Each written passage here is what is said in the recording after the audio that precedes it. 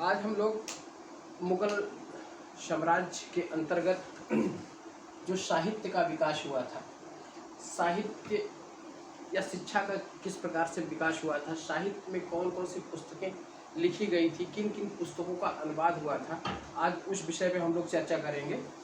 तो आप लोग हेडिंग डाल लीजिएगा, मुगल कालीन शिक्षा एवं साहित्य। आपका हेडिंग है मुगल कालीन शिक्षा एवं साहित्य।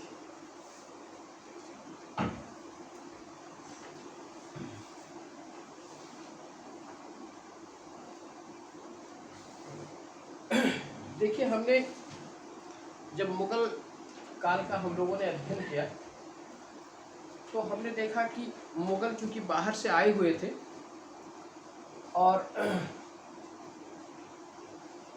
मुख्यतः उन लोगों की भाषा जो तुर्की थी, लेकिन यहाँ आने के बाद उन्होंने फारसी भाषा को अपनी राजकीय भाषा बनाया था। ठीक है, और फारसी में ही इन्होंने सारे अपने दस्तावेज का निर्माण किया था और जितने भी प्रशासनिक कार्य थे वो फारसी में ही कार्य किए जाते थे। इसके पहले हिंदी या हिंदवी का उल्लेख किया गया था कि हिंदवी जो है इसके पहले राजकीय कार्य की भाषा थी, लेकिन उनके शासनकाल में फारसी भाषा राजकीय कार्य की भाषा हो गई। ठीक है, हम देखिए ये एक भाषा हुआ और इसके साथ साथ हम जब देखते हैं कि शिक्षा के क्षेत्र में मुगल शासकों ने क्या किया, कैसे विकास किया, तो इसका उल्लेख हम बाबर के समय ही से ही प्राप्त करना शुरू कर देते हैं। हमारे किताबों में उस समय के जो साहित्य लिखे गए थे उसमें इसका उल्लेख प्राप्त होता है कि बाबर के समय ही शिक्षा के क्षेत्र में ध्यान दिया गया था। बाबर ने एक सुहरते आम नामक एक विभाग की स्थापना किया था जो शिक्षा से संबंधित कार्यों की देखरेख करता था। ठीक है, या उसके विकास के लिए, उसके आगे बढ़ाने के लिए कार्य करता था। तो पहली बात तो देखिए, शिक्षा जो है एक प्रारंभिक शिक्षा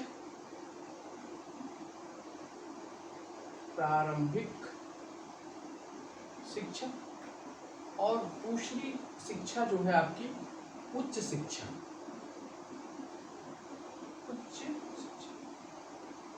जो प्राइमरी शिक्षा होती थी वो शिक्षा मकतबों में दी जाती थी। उसका जो जहाँ पर उसका पठन पाठन का कार्य किया जाता था उसे क्या कहा जाता था, मकतब। और जो उच्च शिक्षा दी जाती थी वो मदरसों में दी जाती थी। आज भी हम देखते हैं मदरसों और मकतबों का उल्लेख हमें आज भी मिलता है। और हमने देखा है कि मुस्लिम जो है अपने शिक्षा के विकास के लिए मदरसों और मकतबों का आज भी निर्माण किया जाता है और उसमें इस तरीके की शिक्षा दी जाती थी। तो प्रारंभिक शिक्षा का जो केंद्र था वो मकतब था और उच्च शिक्षा का केंद्र मदरसा था। ठीक है, और बाबर के समय में हमने देखा कि बाबर ने शुहरते आम नामक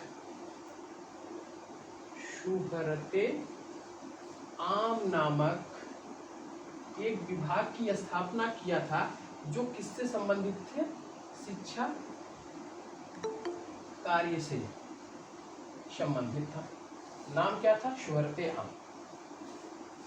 इसके बाद हम देखते हैं हुमायूं के शासनकाल में कहा जाता है कि हुमायूं जो है ज्योतिष का और साहित्य का बहुत बड़ा प्रेमी था। साहित्य और ज्योतिष से उसे बड़ा लगाव था और आपने देखा है ज्योतिष की वजह से वह सप्ताह के 7 दिनों में अलग अलग रंग के कपड़े पहनता था। इतना लगाव उसको साहित्य से था, ज्योतिष से था।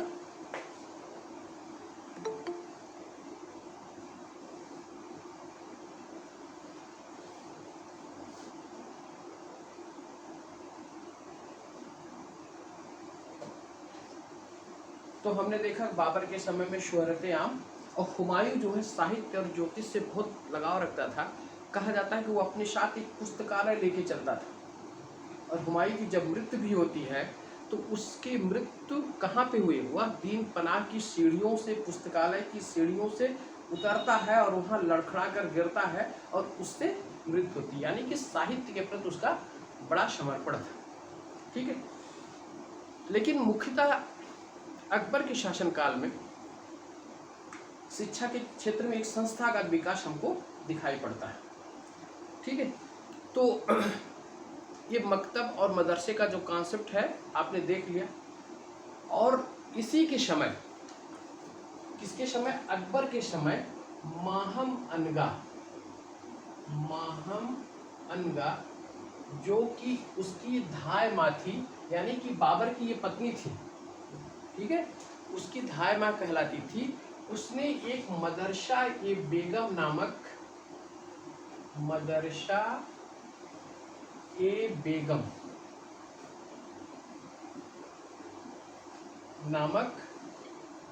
मदरसे का निर्माण कहाँ किया था? दिल्ली में किया था। किसने किया था? हुमायूं को माहम अनगा ने किया था, जो कि अकबर की धाय माँ थी, ठीक है। इसके बाद हम देखते हैं इसके क्षेत्र में अकबर का जब शासन आता है तो अकबर के शासनकाल में हम देखते हैं कि पहली बात तो एक अनुवाद विभाग की स्थापना कराई। अनुवाद विभाग, ठीक है। और यह विभाग कहाँ पर? आगरे में इसकी स्थापना कराई। और इसका जो प्रमुख बनाया उसने फैजी को इसका प्रमुख बनाया। कहा जाता है कि इसके अकबर के शासनकाल में 67 कवि इसके दरबार में निवास करते थे। 67 कवि, उसमें आपके गजल से संबंधित प्रमुख लोग थे, जैसे फैजी थे, नज़ीरी थे, ठीक है, उर्फी थे, गिजाली थे। वह अकबर के शासनकाल से संबंधित प्रमुख कवि और शायर में आते हैं, ठीक है। तो इसने कौन सा विभाग स्थापना कराया? अनुवाद विभाग का स्थापना कराया। इसके बाद हम देखते हैं जहांगीर के शासनकाल में कहा जाता है कि उसने एक आदेश पारित कराया था। उस आदेश के तहत जब अमीरों की या बड़े लोगों की जब मृत्यु होती थी तो उसकी जो संपत्ति है, उस संपत्ति वह शिक्षा पर खर्च करता था, यानी कि मदरसे और मकतबों में उस संपत्ति को लगाता था। ये कहाँ? जहांगीर के शासनकाल, ठीक। शाहजहां ने क्या किया था? शाहजहां ने दिल्ली में एक कॉलेज की स्थापना की थी और एक कॉलेज की मरम्मत कराई थी। उसका नाम था मदरसा ये बरका, नहीं मदरसा नहीं, दारुल ए बरका, उस कॉलेज की इसने मरम्मत कराई थी और एक नवीन कॉलेज की भी स्थापना की शाहजहां के शासनकाल में।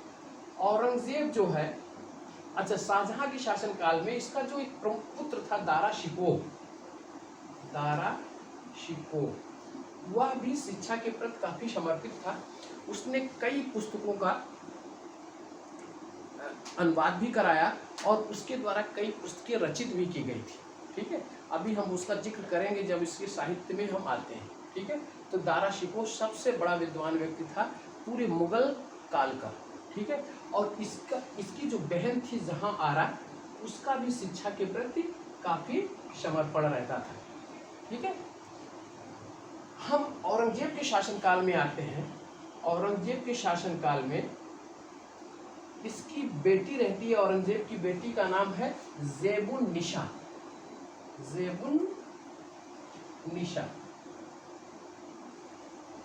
ठीक है। इसने दिल्ली में बैतुल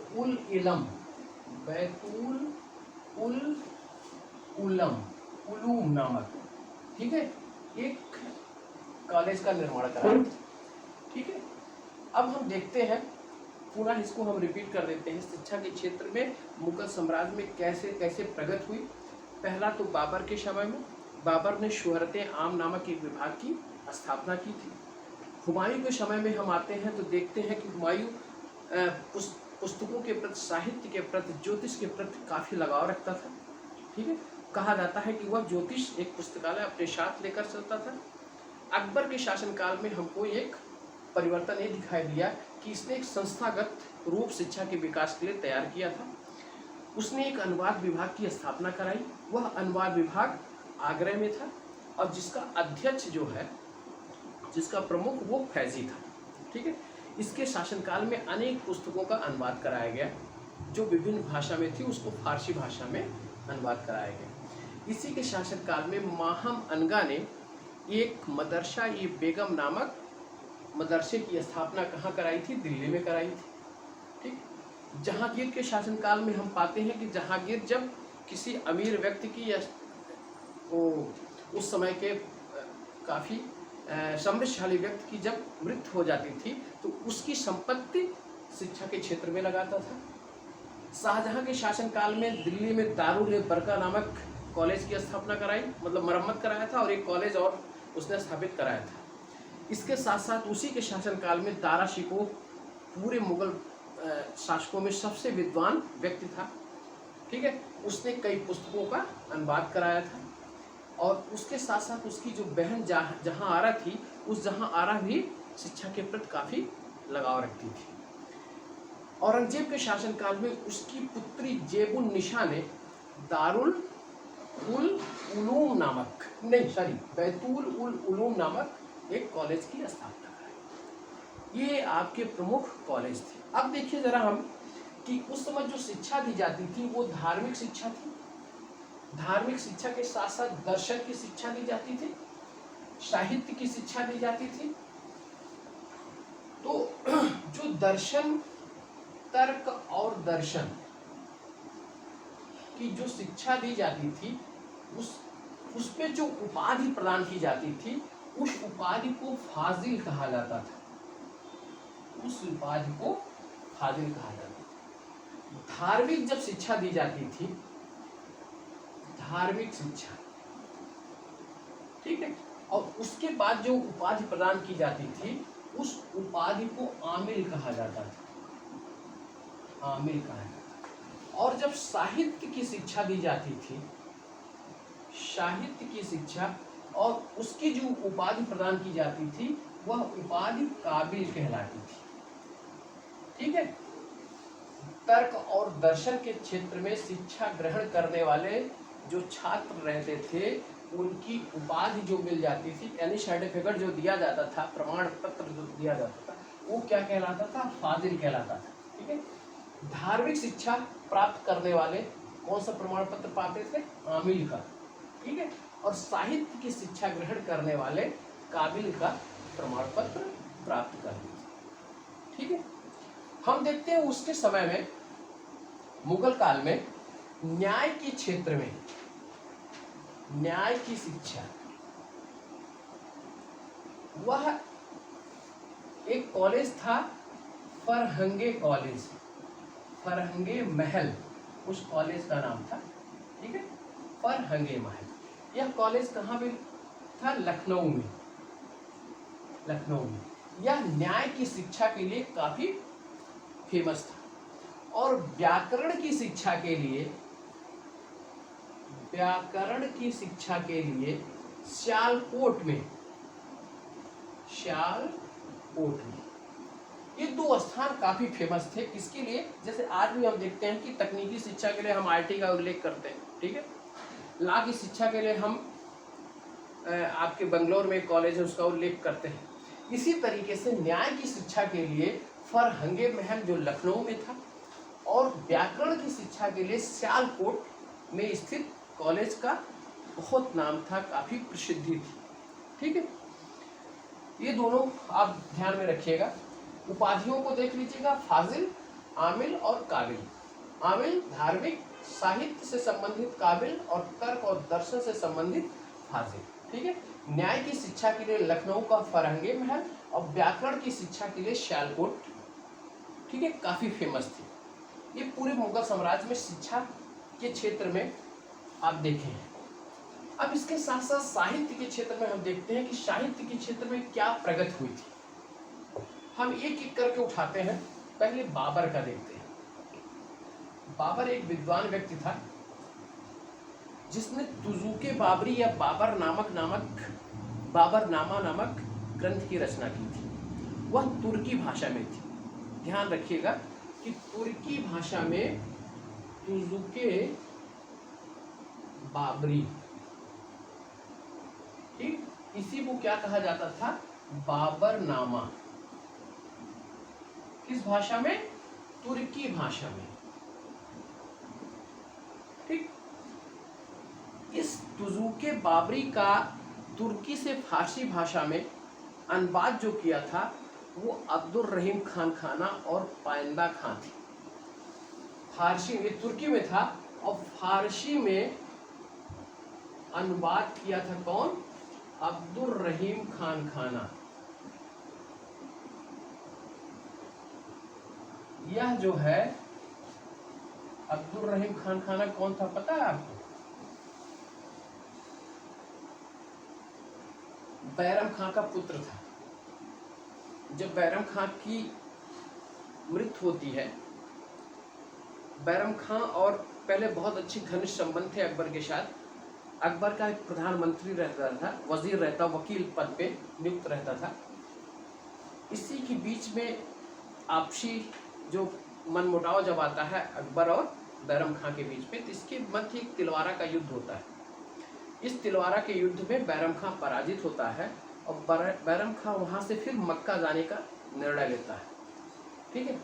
मक्का जाते समय वहाँ पर एक शेख मुबारक खान नामक व्यक्ति ने इसकी हत्या कर दी, और जब हत्या कर देता है तो उसके पुत्र अब्दुल रहीम को अकबर और उसकी जो विधवा रहती है सलीमा बेगम, उससे भी अकबर ने विवाह किया और अब्दुल रहीम को खान खाना की उपाधि प्रदान किया, ठीक है। यही अब्दुल रहीम खान खाना है।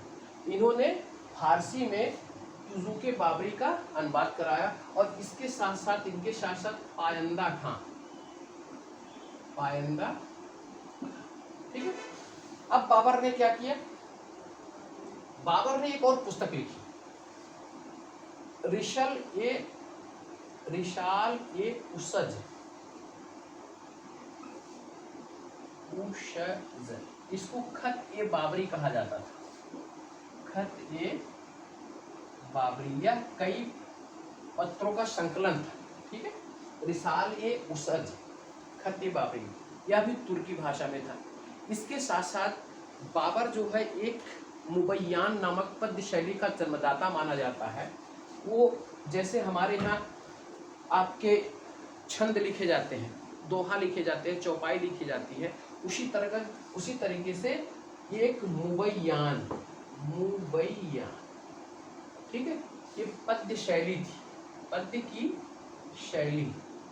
इसका जन्मदाता कौन था, बाबर था। और इसने जो है अपनी कविताओं का एक संग्रह प्रकाशित कराया था जो दीवान के नाम से जाना जाता था, ठीक है। अपने पद्य का एक संग्रह करवाया था जो दीवान के नाम से जाना जाता। अब बाबर के विषय में आप 4 चीजें ध्यान में रखिएगा। एक तो तुज़ूके बाबरी को बाबरनामा के नाम से भी जानते हैं, ठीक। तुर्की भाषा में है, फारसी भाषा में अब्दुल रहीम खान खाना और पायंदा खान ने इसका अनुवाद कराया था। अंग्रेजी में भी इसका अनुवाद हुआ है। अंग्रेजी में इसका अनुवाद श्रीमती बेबरीज ने किया था और लेडन नामक एक और लोगों ने इसका अनुवाद किया था, ठीक है।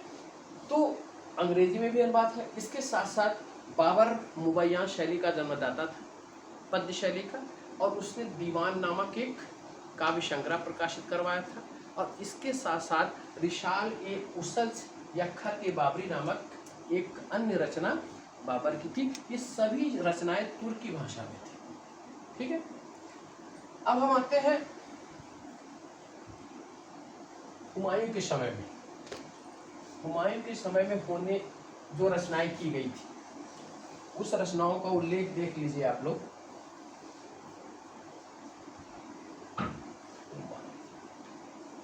ठीक, देखिए बाबर की एक पुत्री थी गुलबदन बेगम, यानी हुमायूं की बहन थी। हुमायूं की बहन ने एक पुस्तक की रचना की, हुमायूं नामा। हुमायूं। यह पुस्तक गुलबदन बेगम ने किया था। लेकिन किसके शासनकाल में ये जाके हुआ? फिर पूर्ण किसके शासनकाल में हुआ? यह पूर्ण अकबर के शासनकाल में। ठीक है, हुमायूं नामा। इसके साथ साथ एक पुस्तक इसके समय में तारीख रशीदी, पुस्तक का नाम क्या है? अच्छा, ये सब फारसी भाषा में आप देख लीजिएगा। तुर्की भाषा में बाबर के समय ही पुस्तकें रचित की गई, उसके बाद सब फारसी भाषा में हुआ। फारसी भाषा में तारीख रशीदी नामक पुस्तक, तारीख रशीदी, इस पुस्तक की रचना मिर्जा हैदर दोगलत, मिर्जा हैदर दोगलत, ठीक है। ये बहुत इंपॉर्टेंट पुस्तक है जो कि इसके समय में तुर्कों का इतिहास और इसके साथ साथ हुमायूं का इतिहास इस पुस्तक में लिखी गई थी, तारीख रशीदी। ठीक है। दूसरी पुस्तक इसके समय में जो रचित की गई वो है तज़ाकिरात उल वाक़ियात। क्या नाम है? इसके नाम थोड़े से टेढ़े हैं, चूंकि फारसी नाम है तो बड़ा ध्यान से आप लोग सुनिएगा। नाम क्या था? तज़ाकिरात उल वाक़ियात, वाक़ियात। यह पुस्तक जौहर आफ्ताबची द्वारा लिखी गई थी, जौहर आफ्ताबची। नाम क्या है? तज़ाकिरात उल वाक़ियात। ठीक है। यह पुस्तक किसके द्वारा रचित की गई थी? जौहर आफ्ताबची द्वारा। ठीक है। अब पुनः एक बार हम आपसे बता देते हैं, हुमायूं नामा गुलबदन बेगम द्वारा, तारीख रशीदी मिर्जा हैदर दोगलत द्वारा, तज़ाकिरात उल वाक़ियात जौहर आफ्ताबची। यह हुमायूं का नौकर था, पुराना नौकर था, उसने ये पुस्तक रचित की थी। ठीक है। तो ये तीन पुस्तक महत्वपूर्ण है जो हुमायूं के शासनकाल से संबंधित है। ठीक है। और हुमायूं के शासनकाल से संबंधित एक पुस्तक और है,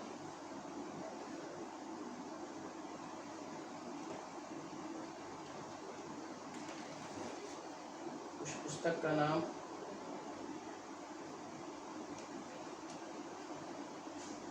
तारीख हुमायूं करके है। ठीक है। उसकी रचनाकार का नाम अभी मैं विस्मृत कर रहा हूँ। बहरहाल ये तीन महत्वपूर्ण पुस्तक आप देखिएगा। ठीक है। उसके बाद हम अकबर के शासनकाल में जब आते हैं तो अकबर के शासनकाल में रचित पुस्तकें और इसके शासनकाल में महत्वपूर्ण पुस्तकों का अनुवाद किया गया था। वो अनुवाद बहुत इम्पोर्टेंट है, बहुत मुख्य है। पहली बात तो अब इसके शासनकाल की एक पुस्तक है तबकाते अकबरी। आप यहाँ लिख लीजिए अकबर, अकबर के शासनकाल की जो पुस्तक है, पहली पुस्तक एक आपका है तबकाते अकबरी, अकबरी। इस पुस्तक के रचनाकार हैं निजामुद्दीन अहमद, निजामुद्दीन अहमद। ये एक महत्वपूर्ण पुस्तक है जो अकबर के शासनकाल से संबंधित है। दूसरा है नफाइस, नफाइस उल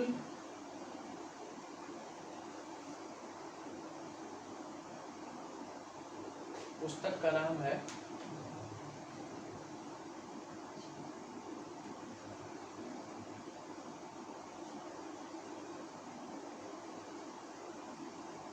अभी पुस्तक का नाम अब दिमाग में आ नहीं रहा, इसको छोड़िए। दूसरी पुस्तक है आपका अकबर नामा, अकबर नामा। ये पुस्तक जो है अबुल फजल द्वारा लिखी गई है। अबुल फजल। यह पुस्तक 3 पार्ट में बटा हुआ है, 3 भाग में, 3 भाग में बटा है। और इस पुस्तक का जो तीसरा भाग है वह आईने अकबरी कहलाता है। आईने अकबरी।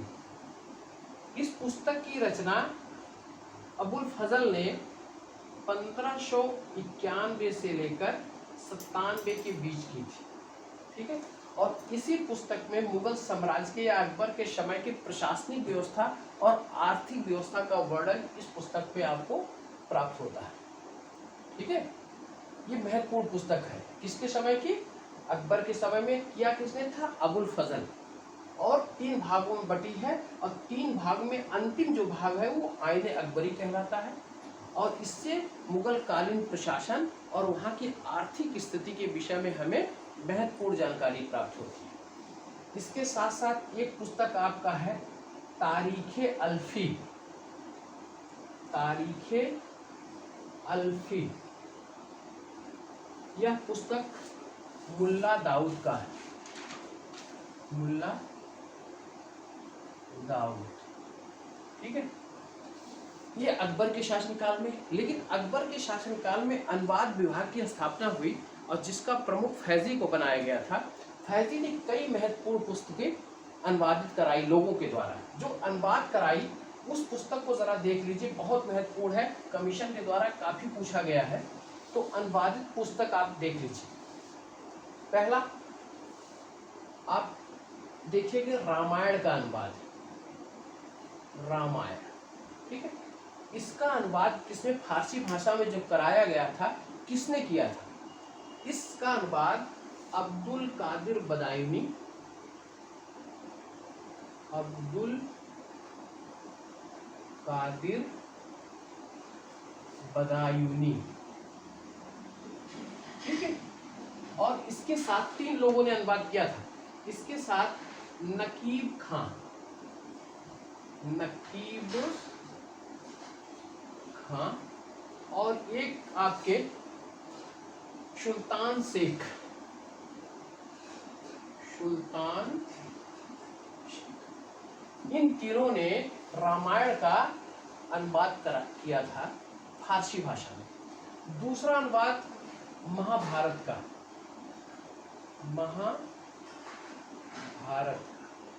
महाभारत का जो अनुवाद हुआ था वो अनुवाद रजनामा नाम से किया था। रजनामा।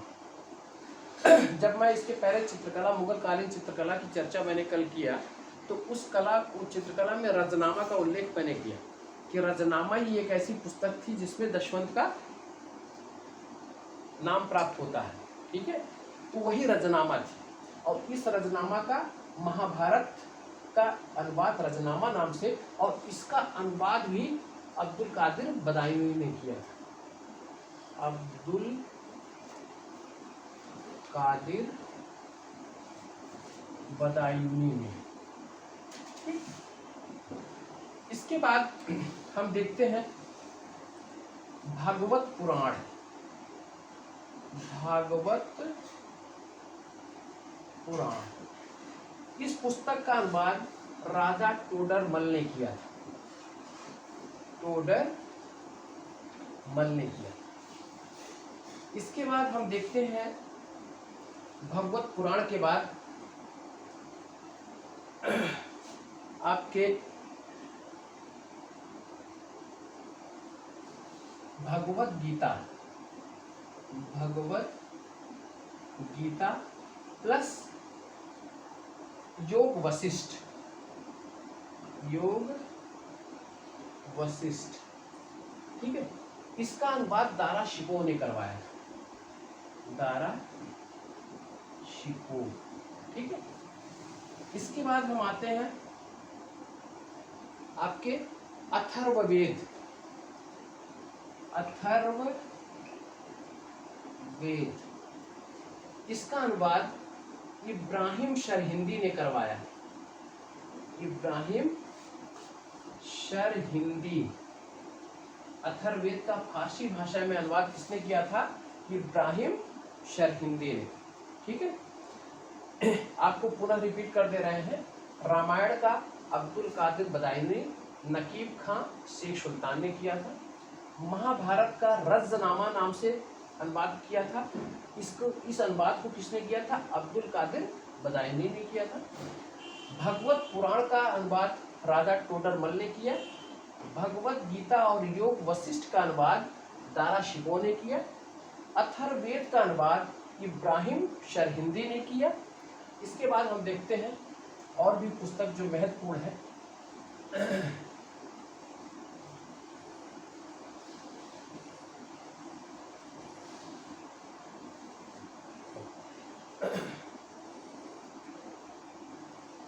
रास तरंगड़ी,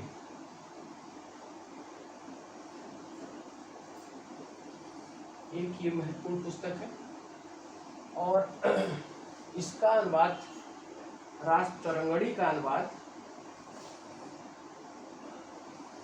मोहम्मद शाहाबादी, मोहम्मद शाहाबादी, इसने जो है रास तरंगड़ी का अनुवाद कराया है। ठीक है, इसके बाद आप देखिएगा पंचतंत्र,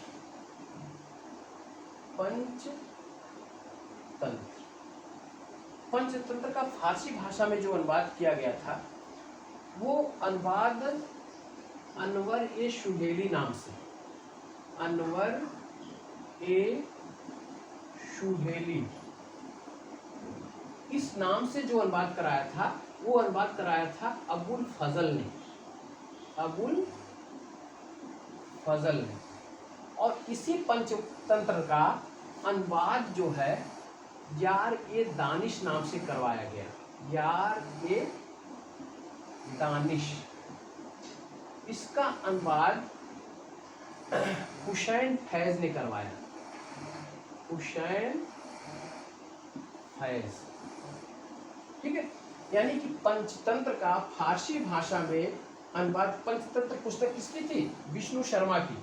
यह पुस्तक कब लिखी गई थी?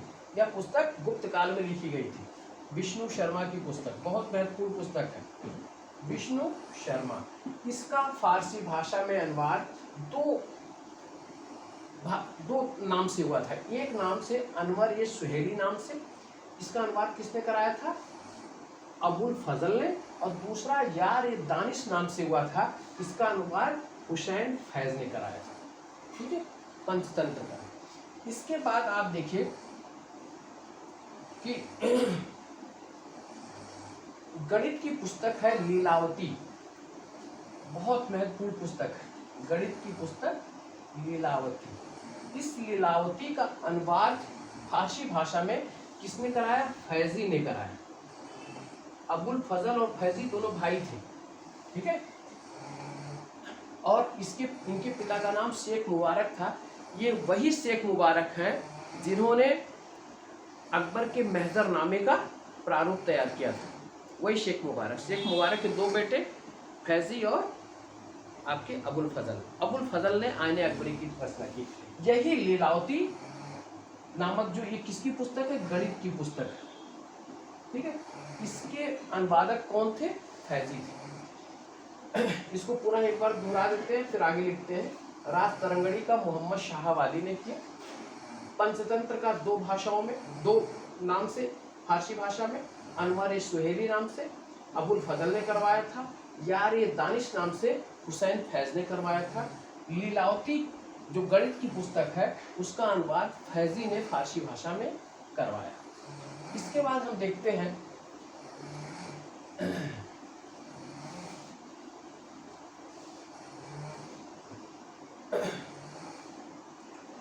इसके बाद देखते हैं एक ज्योतिष की पुस्तक है तजक, ज्योतिष की पुस्तक। उस पुस्तक का क्या नाम है? तजक। इस पुस्तक का जहान ए जफर नाम से, जहान ए जफर नाम से फारसी भाषा में अनुवाद कराया गया। और करवाया किसने? मुकम्मल खां गुजराती ने, मुकम्मल खां गुजराती। ठीक है, ये महत्वपूर्ण पुस्तकें हैं, इसको आपको एक दो बार पढ़ना पड़ेगा। ठीक है, अभी चूंकि फर्स्ट टाइम ये पूरे नाम फारसी भाषा के, और आपको हो सकता है थोड़ा सा कठिन लगे, लेकिन ये बहुत महत्वपूर्ण टॉपिक है और यहाँ से काफ़ी क्वेश्चन उठाए जाते हैं, तो ये पुस्तकों का अनुवाद तो ज़रूर पढ़ लीजिएगा। ठीक है, ये बहुत ही इम्पोर्टेंट टॉपिक है। इसके बाद आप देखिए एक पुस्तक आपकी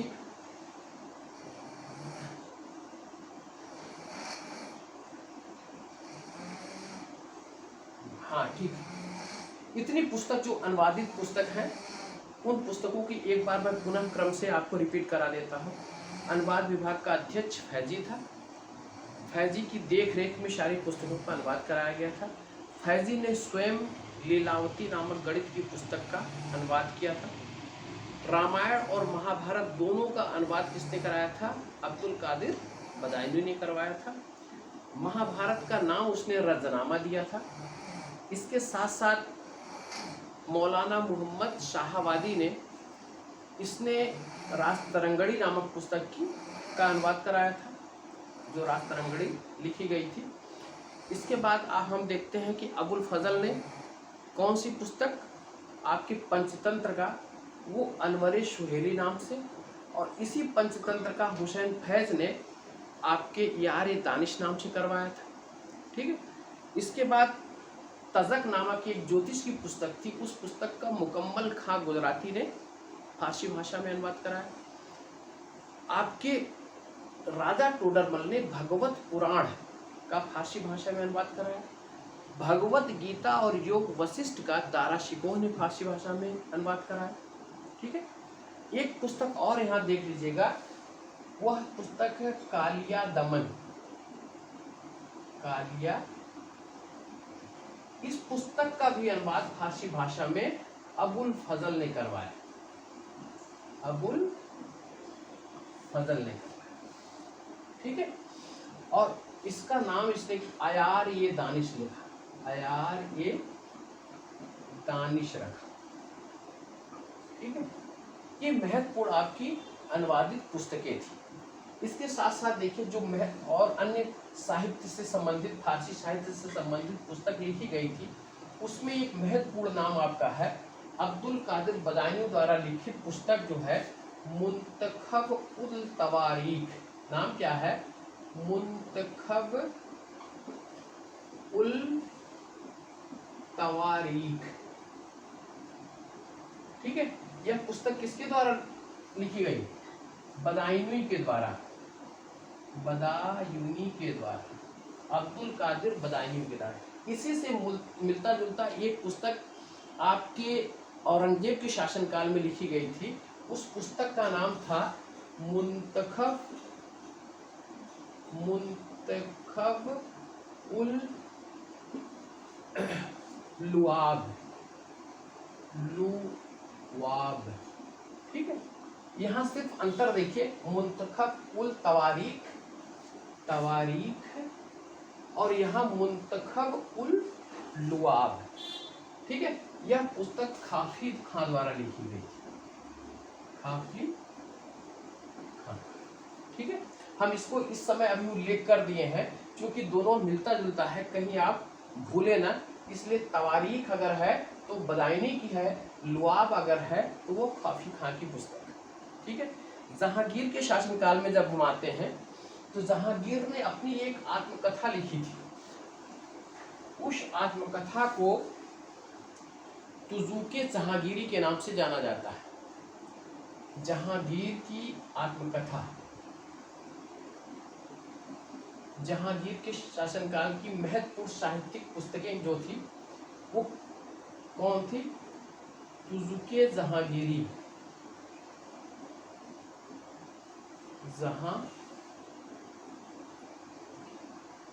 इस पुस्तक की रचना, आत्मकथा तो इसकी जरूर थी, लेकिन ये पूरी पुस्तक सिर्फ इसी के द्वारा नहीं लिखी गई थी। ठीक है, इस पुस्तक के 3 राइटर आपके सामने आते हैं। एक तो अपने शासनकाल के 16वें वर्ष तक जहांगीर ने लिखा था, और उसके बाद जो है मोतमिद खां ने मोतमिद खां ने लिखा, और फिर उसके बाद मोहम्मद हादी ने इस पुस्तक को पूर्ण किया था। ठीक है, तुजुके जहांगीरी, जहांगीर के द्वारा प्रारंभिक 16 वर्ष तक का, उसके बाद मोतमिद खां और मोहम्मद हादी ने इस पुस्तक को पूर्ण कराया था। यही मोहम्मद हादी ने एक अन्य पुस्तक लिखी थी जिसका नाम है इकबाल नामा ये जहांगीरी। इकबाल नामा ये जहांगीरी किसने लिखा? मोतमिद खां ने। मोतमिद, ठीक है। ये पुस्तक इसके शासनकाल में, जहांगीर के शासनकाल की एक महत्वपूर्ण पुस्तक और भी है, उसका नाम है माशीरे जहांगीरी। जहां इस पुस्तक के रचनाकार ख्वाजा कामगार हैं, ख्वाजा कामगार। ठीक है, अब देखिए हमको जहांगीर के समय में 3 पुस्तकें ध्यान में रखनी है। एक तुजुके जहांगीरी जिसकी रचनाकार आपकी यह इनके आत्मकथा है। पूरे मुगल बादशाहों में सिर्फ एक ने आत्मकथा लिखी थी जो जहांगीर ने। वो जहांगीर और मोतमिद खां और मोहम्मद हादी, ये तीनों संबंधित है। जिसी मोतमिद खां ने इकबाल नामा ये जहांगीरी नामक पुस्तक की रचना की, और एक अन्य पुस्तक इसके समय का है माशीरे जहांगीरी जिसे ख्वाजा कामगार ने लिखा था। ठीक है, अब हम आते हैं शाहजहां के शासनकाल की प्रमुख पुस्तकें फारसी में।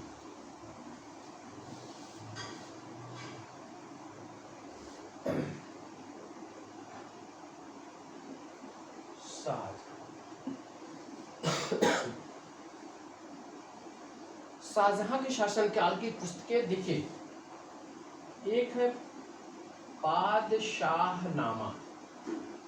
ठीक है, पादशाहनामा नाम से 3 पुस्तकें रचित हुई थी। ठीक है, उसका है एक, पहला है अब्दुल हमीद लाहौरी। अब्दुल हमीद लाहौरी, उसने भी एक पादशाहनामा लिखी। दूसरी पादशाहनामा किसने लिखा? पादशाहनामा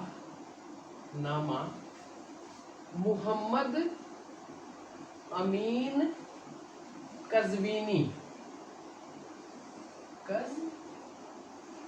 ठीक है, और तीसरी पादशाहनामा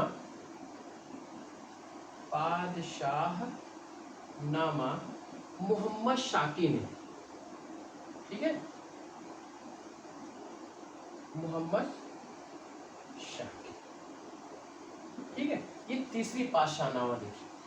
इसके बाद एक पुस्तक आपकी है इसके शासनकाल की, शाहजहांनामा। शाहजहांनामा, इस पुस्तक की रचना इनायत खां ने की थी। इनायत, ठीक है। शाहजहां के शासनकाल की पुस्तक पादशाहनामा के 3 पार्ट, मोहम्मद हमीद लाहौरी है और मोहम्मद अमीन कज़वीनी है, मोहम्मद शाकी। ठीक है, और शाहजहांनामा इनायत खां ने लिखी थी। ठीक है, उसके बाद हम देखते हैं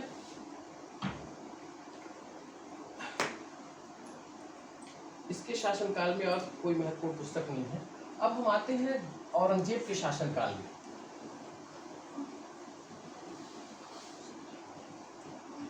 औरंगजेब,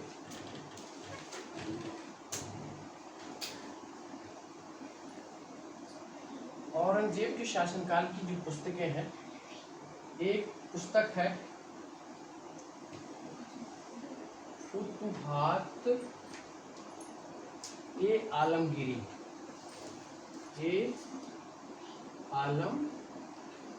इस पुस्तक के रचनाकार हैं ईश्वर दास नागर।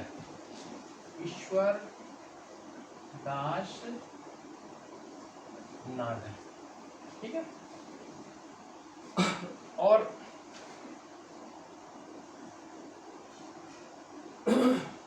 दूसरी पुस्तक देखिए, दूसरी पुस्तक है इसके शासनकाल की,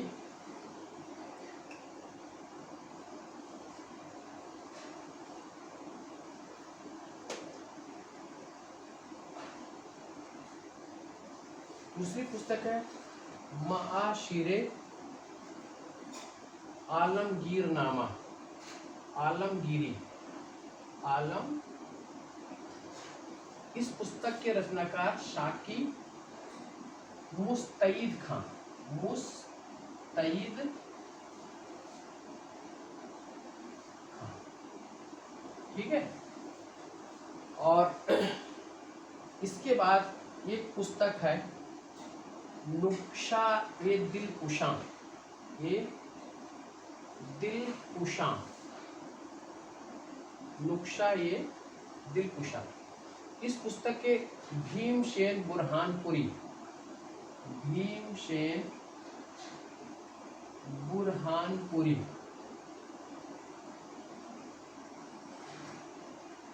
ठीक है।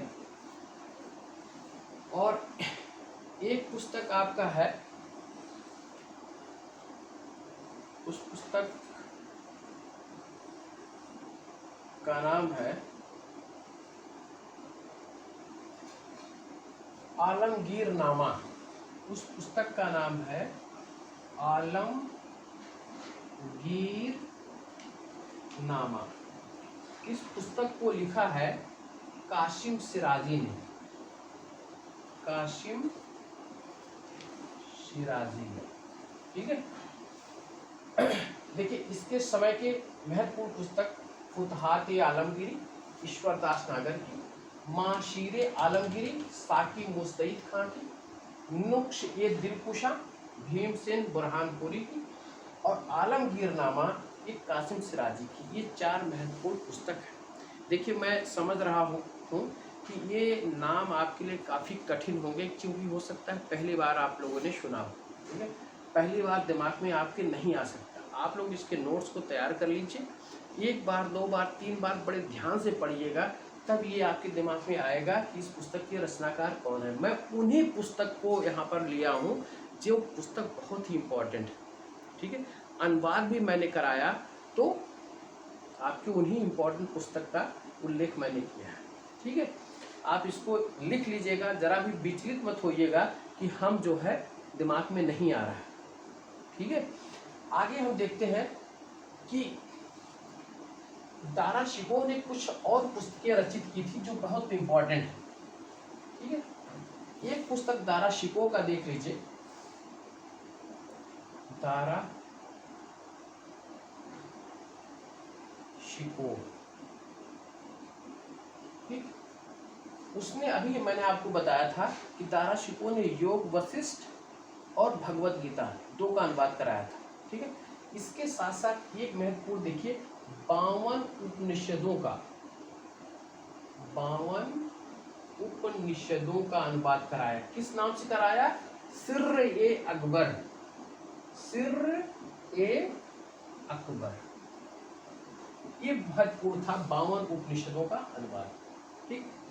दूसरा इसने क्या किया था, जो पुस्तक रचित की थी वो पुस्तक का नाम है मज़्म उल बहरीन, मज़्म उल बहरीन। इसको कहा जाता है कि 2 महासागरों का मिलन, महासागरों का मिलन, एक पुस्तक ये, ठीक है। इसके बाद इसने जो है, मैं योग वशिष्ठ और भगवत गीता इसके पहले बता चुका हूँ, इसलिए उसका लेख यहाँ दारा शिकोह में नहीं कर रहा हूँ, ठीक है। और इसके बाद इसने पुस्तक लिखी शकीनत उल औलिया, शकीनत उल औलिया, एक ये पुस्तक थी। दूसरी पुस्तक इसकी है सफीनत उल औलिया, सफीनत उल औलिया, ठीक है। तीसरी इसकी पुस्तक है हसनात उल आरफीन, आरिफीन, ठीक है। और इसके बाद एक पुस्तक और है, रिसाले के हकनुमा, रिसाल के हकनुमा, ठीक है।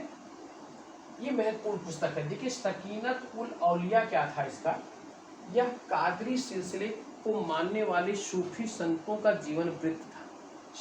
सकीनत सुख, आप समझ लीजिएगा, कादरी सिलसिले, सफीनत क्या है, सभी सूफी संतों के, महत्वपूर्ण संतों के जीवन वृत्त से संबंधित यह पुस्तक थी, सफीनत उल औलिया। और हसनात उल आरफीन क्या था, उस समय प्रमुख संतों की, देखिए यह सूफी संत थे, ठीक है, और यहाँ जो सूफी के अलावा जो धार्मिक और संत थे उनकी ये बाणी का संकलन था, ये हसनात उल आरफीन था। तो हम दारा शिकोह को देखते हैं। दारा शिकोह को शाहजहां ने शाह इकबाल बुलंद की उपाधि प्रदान की थी, ठीक है। दारा शिकोह को शाह इकबाल बुलंद, औरंगजेब जिंदा पीर और शाही दरवेश के नाम से जाना जाता था। तो एक बहुत बड़ा विद्वान ये शासक था जो कि कादरी सिलसिले को मानता था, कादरी सिलसिले के मुल्ला शाह का ये शिष्य था, और उसने खुद कई पुस्तकों का अनुवाद कराया था और कई पुस्तकें रचित की थी। उस रचित में आप ध्यान रखिएगा 52 उपनिषदों का अनुवाद उसने सिर्र-ए-अकबर के नाम से किया था, जो वशिष्ठ और भगवत गीता का भी अनुवाद कराया था फारसी भाषा में। इसके बाद नज्म उल बहरीन नामक एक पुस्तक रचित की थी जो दो महासागरों का मिलन कहलाता था, ठीक है। और उसके बाद आपका सकीनत उल औलिया नामक पुस्तक, सफीनत उल औलिया नामक पुस्तक, हसनात उल आरफीन नामक पुस्तक, रिसाले हकनुमा नामक पुस्तक की रचना की, ठीक है। और इसने वेदों का संकलन भी करवाया था, वेदों का संकलन किसमें, फारसी भाषा में किया, ठीक है। ये महत्वपूर्ण आपको मुगल साम्राज्य या मुगल बादशाहों से संबंधित साहित्य की महत्वपूर्ण पुस्तकें मैं आपको बताया हूँ। आप इसको देख लीजिएगा, जहाँ तक दिमाग में हो, एक बार, दो बार, तीन बार बैठाने की कोशिश करिए, ठीक है। ये इम्पोर्टेंट है, यहाँ से क्वेश्चन आ सकता है, ठीक है। तो शेष आज का लेक्चर मैं यही समाप्त करता हूँ। और मुगल साम्राज्य आज मैं समाप्त किया, पूरा मुगल साम्राज्य की मैंने साहित्य भी देखी, वास्तुकला देखा, चित्रकला देखा, प्रशासन देखा, ठीक है। उसके भू राजस्व व्यवस्था से संबंधित चीज़ों का मैंने अध्ययन किया, उनकी मनसबदारी व्यवस्था मैंने देखी, सब कुछ मैंने, हम लोगों ने अध्ययन किया। मुगल साम्राज्य आज यहाँ समाप्त होता है। और नेक्स्ट चैप्टर आपको मैं यहाँ पर मराठा, ठीक है, मराठा को करते हुए तब मैं मॉडर्न हिस्ट्री में प्रवेश करूँगा, ठीक है। तो मराठा में शिवाजी से शुरुआत होती है और शिवाजी के बाद संभाजी होते हुए, राजा राम ताराबाई होते हुए फिर पेशवा का शासनकाल, ठीक है। तो मराठा एक इम्पॉर्टेंट चैप्टर है जिसकी चर्चा अब मैं नेक्स्ट पीरियड में करूँगा। तो आज मैं मुगल साम्राज्य को हम लोगों ने अध्ययन किया, समाप्त किया। तो जो आपको समझ में ना आए या दिमाग में ना बैठा हो वो ज़रूर आप हमसे डिस्कस कर लीजिएगा, ठीक है। आज का चैप्टर मेरे लिहाज से ज़रूर ये थोड़ा सा कठिन था, ठीक है, क्योंकि सारे नाम आपके फारसी भाषा से संबंधित नाम और सारे नए नाम वो दिमाग में बैठना बड़ा मुश्किल है जब तक आप 2-4 बार इसे पढ़ना लें, ठीक है। तो आज ठीक है, फिर आप सबको मैं बहुत बहुत शुभकामनाओं के साथ आप सबको शुभ रात्रि, शुभ रात्रि और शुभ रात्रि।